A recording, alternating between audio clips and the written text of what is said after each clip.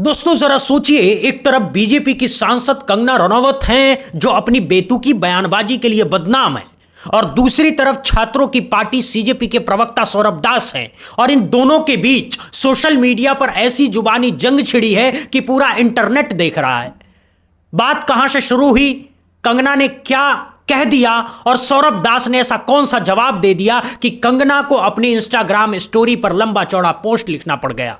चलिए आपको पूरा मामला विस्तार से समझाते हैं। दरअसल हुआ यूं कि पिछले कुछ दिनों से जो सीजेपी के नेतृत्व में छात्रों का प्रोटेस्ट चल रहा था, वो 35 दिनों तक जंतर मंतर पर चला और आखिरकार 25 जुलाई को धर्मेंद्र प्रधान के शिक्षा मंत्री पद से इस्तीफे के बाद जाकर के खत्म हुआ। अब इसी प्रोटेस्ट को लेकर के कंगना रनौत लगातार सोशल मीडिया पर पोस्ट कर रही थी, और उनकी पोस्ट की भाषा इतनी तीखी थी कि सुनने वाला भी हैरान रह जाए। प्रदर्शन में शामिल हुए युवाओं पर, खासकर लड़कियों पर, उन्होंने ऐसी ऐसी टिप्पणियां की कि पूछिए मत। जेनजी को जनरेशन गटर तक कह डाला। अब जरा सोचिए, आप एक सांसद हैं, संविधान की शपथ लेकर के बैठी हैं और देश के भविष्य यानी उन बच्चों को गटर वाली पीढ़ी कह रही हैं जो अपनी शिक्षा व्यवस्था के लिए सड़क पर उतरे हैं।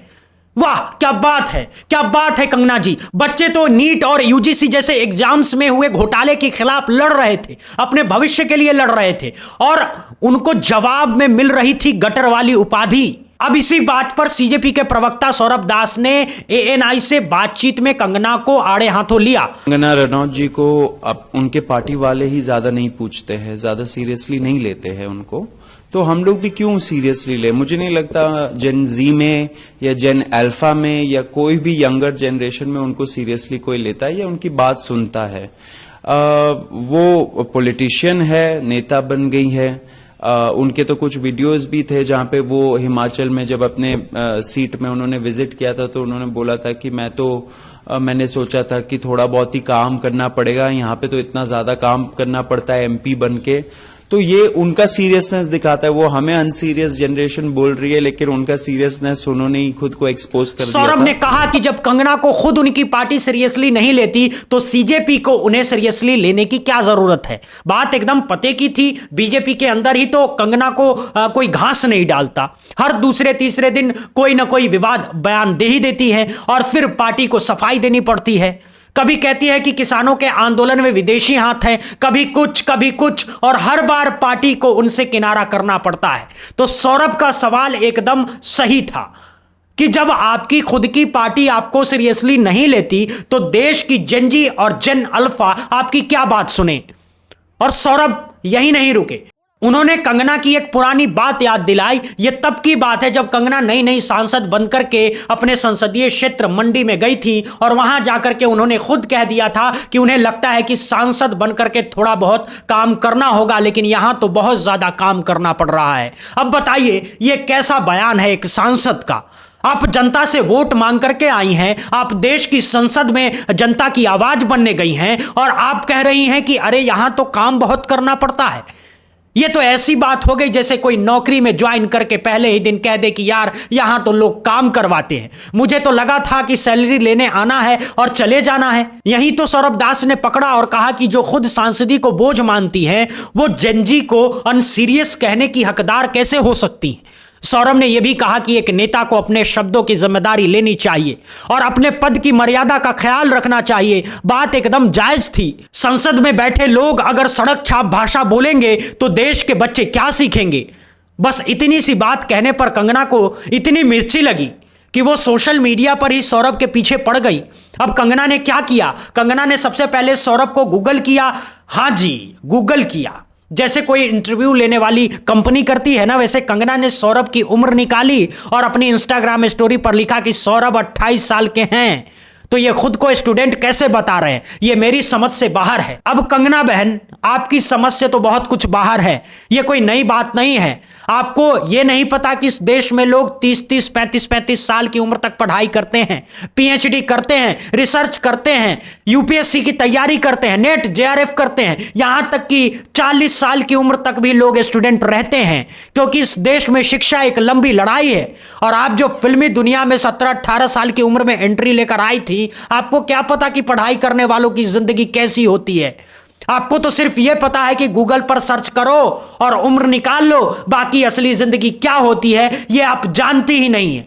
फिर कंगना ने अपनी उपलब्धियों की बात शुरू कर दी। उन्होंने लिखा कि भले ही मैं पिछले 2 साल से राजनीति में हूं, लेकिन पब्लिक लाइफ में 20 सालों से हूं। सौरभ की उम्र तक मैं 2 नेशनल अवार्ड जीत चुकी थी। वाह क्या बात है, 2 नेशनल अवार्ड, बहुत बढ़िया। लेकिन बहन, बात नेशनल अवार्ड की नहीं हो रही है, बात राजनीति की हो रही है, बात संसद में आपके बर्ताव की हो रही है, बात जेनजी को गटर कहने की हो रही है।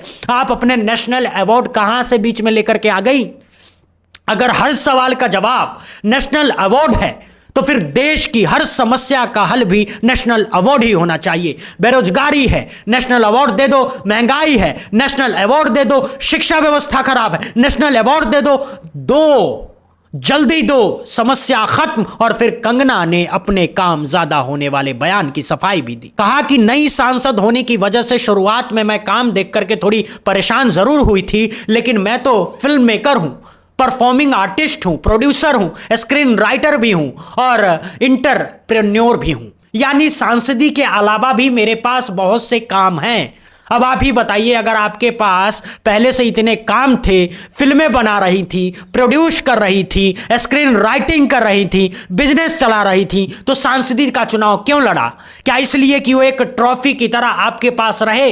जनता ने आपको सांसद इसलिए तो नहीं बनाया कि आप वहां फिल्में लिखने जाएं और बिजनेस करने जाएं। जनता ने आपको इसलिए भेजा था कि आप उनकी आवाज बने, उनकी समस्याओं को संसद में उठाएं। लेकिन आपके लिए तो सांसदी बस एक साइड बिजनेस है, मेन बिजनेस तो कुछ और ही है आपका। और फिर कंगना ने असली रंग दिखाया। उन्होंने सौरभ दास के लिए कुछ बहुत ही तीखे शब्दों का इस्तेमाल किया। उन्हें यूजलेस कहा और अनएम्प्लॉयड कहा, यानी बेकार और बेरोजगार। वाह क्या भाषा है एक सांसद की। संविधान की शपथ लेने वाली एक व्यक्ति को अपने विरोधी के लिए ऐसी भाषा शोभा नहीं देती। कंगना ने आगे लिखा कि सौरभ की प्रॉब्लम पर्सनल है और उन्हें पहले कोई स्किल सीखने से शुरुआत करनी चाहिए। अब जरा गौर से सुनिए ये बात। एक सांसद जो देश के करोड़ों बेरोजगार युवाओं के मुद्दों को उठाने के लिए चुनी गई हैं, वो एक युवा को कह रही हैं कि तुम बेरोजगार हो, तुम्हारे पास स्किल नहीं है, तुम पहले स्किल सीखो। बहन, अगर देश के करोड़ों युवाओं के पास स्किल नहीं है तो इसकी जिम्मेदारी किसकी है? आपकी सरकार की है, आपकी पार्टी की है जो पिछले 11 सालों से सत्ता में है। स्किल इंडिया के नाम पर बड़े बड़े नारे लगाए थे, विज्ञापन दिए थे। आज उन नारों का हश्र क्या है कि खुद एक सांसद युवाओं को स्किलहीन बता रही है। यह कितनी बड़ी विडंबना है, यह कितना बड़ा सच है। यह आपकी अपनी सरकार की नाकामी का सर्टिफिकेट है जो आप खुद अपने मुंह से दे रही हैं। और सबसे मजेदार बात यह है कि कंगना जो पूरे देश के युवाओं को जनरेशन गटर कह करके संबोधित कर रही हैं, उन्हें एक चीज याद रखनी चाहिए, यही जेनजी है जो आज देश के विश्वविद्यालयों में पढ़ रही है। यही जेनजी है जो आईटी इंडस्ट्री से लेकर के हर सेक्टर में काम कर रही है। यही जेनजी है जो देश की टैक्स पेइंग इकोनॉमी में सबसे बड़ा योगदान दे रही है। और यही जेनजी है जो सोशल मीडिया पर हर जगह मौजूद है। आप कितने भी रील्स बना लीजिए, कितने भी शॉर्ट्स बना लीजिए, कितने भी एडिट किए हुए वीडियो शेयर कर लीजिए, इन बच्चों को आप बरगला नहीं सकती। ये आपकी हर बात को क्रॉस चेक करते हैं, ये आपके हर दावे को फैक्ट चेक करते हैं, ये आपकी हर पुरानी बयानबाजी को खोद करके निकालते हैं। और यही तो सौरभ ने किया। उन्होंने कंगना का ही पुराना बयान निकाल करके सामने ला दिया और कंगना के पास कोई ठोस जवाब नहीं था। बस इसीलिए वो पर्सनल हो गई, बस इसीलिए उन्होंने उम्र निकाली, गूगल किया, यूजलेस कहा, बेरोजगार कहा। यही तो होता है जब आपके पास तर्क नहीं होते, आप पर्सनल अटैक पर उतर आते हैं। यह बहुत पुरानी राजनीतिक तकनीक है। जब आप बहस नहीं जीत सकते तो सामने वाले पर कीचड़ उछाल दो। कंगना ने ठीक वही किया है। अब जरा एक और बात पर गौर कीजिए। कंगना बार बार अपने 2 नेशनल अवार्ड की बात करती हैं। वो नेशनल अवार्ड जो उन्होंने अपनी एक्टिंग के लिए जीती थी, यानी अभिनय के लिए, फिल्मों में अच्छा एक्ट करने के लिए। तो क्या अच्छा एक्ट करने से कोई अच्छा सांसद बन जाता है? क्या फिल्मी पर्दे पर आंसू बहा लेने से देश की समस्या समझ आ जाती है? क्या डायलॉग बोलने से नीति निर्माण की समझ आ जाती है? नहीं भाई, नहीं आती। थी। ये दो अलग अलग चीजें हैं। फिल्मी अवार्ड आपकी एक्टिंग स्किल का प्रमाण है, आपकी राजनीतिक समझ का नहीं। लेकिन कंगना को यह बात कौन समझाए, वो तो अपने हर ट्वीट में, हर पोस्ट में, हर बयान में अपने नेशनल अवार्ड का जिक्र देती हैं जैसे वो कोई ऐसा तगमा हो जो हर बहस जीतने की गारंटी हो। अरे बहन, आपने नेशनल अवार्ड जीता है, बधाई हो, लेकिन उसका राजनीतिक बहस से क्या लेना देना। अब बात करते हैं इस पूरे विवाद के असली मुद्दे की। इस पूरी लड़ाई की जड़ में क्या है? इसकी जड़ में है वो जेनजी का प्रोटेस्ट जो 35 दिनों तक जंतर मंतर पर चला, जिसमें देश के लाखों बच्चों ने हिस्सा लिया, जिसमें उन्होंने अपनी परीक्षा प्रणाली में हो रहे भ्रष्टाचार के खिलाफ आवाज उठाई, नीट में हुए घोटाले के खिलाफ, यूजीसी नीट में हुए गड़बड़ी के खिलाफ, पेपर लीक के खिलाफ, और इसी सब की जिम्मेदार शिक्षा मंत्री धर्मेंद्र प्रधान के इस्तीफे की मांग की। और आखिरकार 25 जुलाई को धर्मेंद्र प्रधान को इस्तीफा देना पड़ा। यह जेनजी की जीत थी, यह उन बच्चों की जीत थी जिन्हें कंगना ने गटर कहा था। और शायद यही बात कंगना को हजम नहीं हो रही है कि जिन बच्चों को उन्होंने गटर कहा, तिरस्कृत किया, उन्हीं बच्चों ने देश के एक बड़े मंत्री को उनकी कुर्सी से हटा दिया। यह कंगना और उनकी पार्टी के अहंकार पर एक बहुत बड़ा प्रहार है। इसीलिए वो अब बौखला गई हैं, इसीलिए वो अब सौरभ दास जैसे युवाओं पर पर्सनल अटैक कर रही हैं, क्योंकि उनके पास कोई तर्क नहीं है, उनके पास कोई जवाब नहीं है, बस गुस्सा है और चिढ़ है। और सबसे बड़ा सवाल जो कंगना से पूछना चाहिए वो ये है कि आप देश की जनता की प्रतिनिधि हैं, आप सांसद हैं, आपको तो देश के युवाओं की चिंता करनी चाहिए, आपको तो उनकी समस्याओं को समझना चाहिए, आपको तो उनकी आवाज बननी चाहिए। लेकिन आप उनका मजाक उड़ा रही हैं, उन्हें गटर कह रही हैं, यूजलेस कह रही हैं, बेरोजगार कह रही हैं। ये कैसी सांसद हैं आप? इस देश के जो युवा आज सड़कों पर है वो कोई शौक से नहीं है, वो अपनी मजबूती से हैं। उन्हें पढ़ाई के बाद नौकरी नहीं मिल रही है, जो परीक्षाएं होती है उनके पेपर लीक हो जाते हैं, जो नौकरियां निकलती है उनमें भ्रष्टाचार होते हैं। ऐसे में अगर वो सड़क पर उतरेंगे नहीं तो कहां जाएंगे? आपकी सरकार तो उनकी सुनने को तैयार नहीं है। आप जैसे सांसद तो उन्हें गाली देने पर उतरे हुए हैं, तो वो अपनी आवाज कहां रखें? और सौरभ जैसे युवा जब उनकी आवाज बनकर के सामने आते हैं तो आप उन्हें भी बर्दाश्त नहीं कर पाती,